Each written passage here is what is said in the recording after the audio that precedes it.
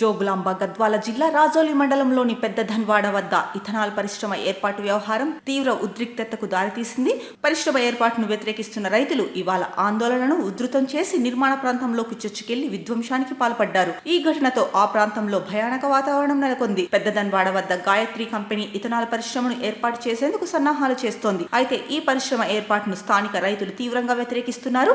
దాదాపు 12 గ్రామాల ప్రజలు ఈ ఆందోళనలో పాల్పంచుకుంటున్నారు. నిన్న కంపెనీ ప్రతినిధులు పరిశ్రమ నిర్మాణ పనులు ప్రారంభించేందుకు కూలీలను తీసుకురావడంతో రైతుల ఆగ్రహం కట్టలు తెంచుకుంది. ఈ నేపథ్యంలో ఇవాళ ఉదయం పెద్ద ఎత్తున రైతులు, మహిళలు పరిశ్రమ ఏర్పాటు చేయతలపెట్టిన ప్రాంతానికి చేరుకున్నారు. పోలీసుల బందోబస్తు ఉన్నప్పటికీ ఆందోళనకారులు నిర్మాణ పనుల కోసం ఏర్పాటు చేసిన టెంట్లను పీకివేశారు.